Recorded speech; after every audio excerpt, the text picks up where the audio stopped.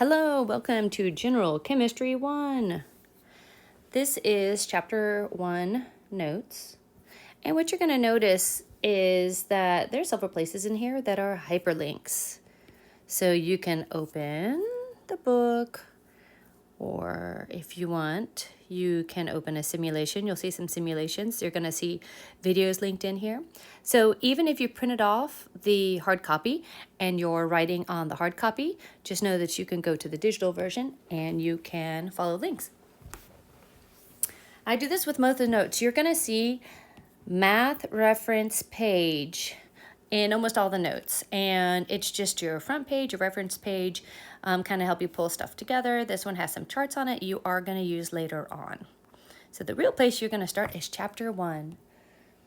So I'm going to do a little bit of the notes to begin with, and then we'll cover the rest of the notes in class. However, I am going to go ahead and include the recording for the rest of the notes in the playlist because some people find it helpful to preview the information, fill in their notes, and then when they go to class, they know what we're talking about is not their first time through. Though this first page is just a very quick look at chemistry because, of course, this is the course of chemistry. We think it's the best, right? We put it in the middle.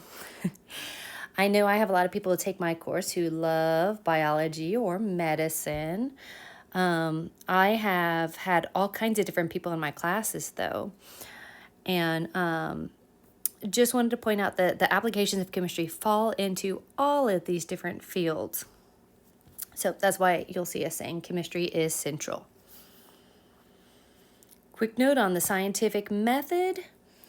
You've seen versions of this since you were very, very young, I am sure, in school. And, you always start with your observations right here.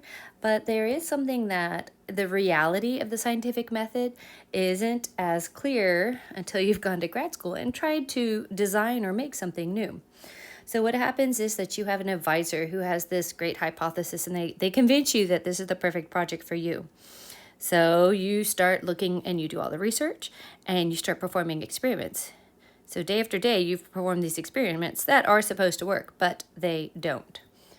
So you then go back to the advisor and you talk about it, and then they say, oh, well, maybe you should change this part of the experiments. So you change that part of the experiments, and you change, and nothing happens day after day after day.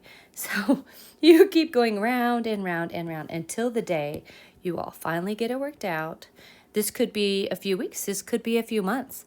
So you finally get it worked out that you have results. Then you have to make sure they're consistent.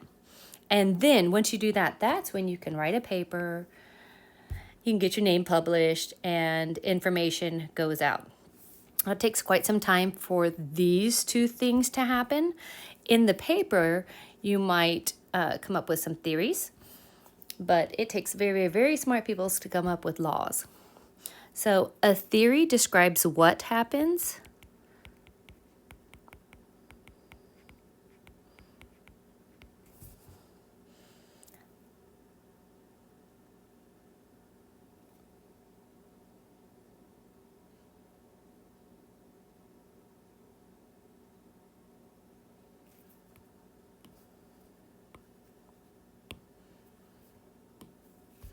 So it takes people who are much, much more skilled with knowledge to come up with the theories. But the observation becomes law. So a law, what a law is this is what happens. And then this is why. So you might hold a ball in the air and then drop it, and it always falls to the ground. That is what happens.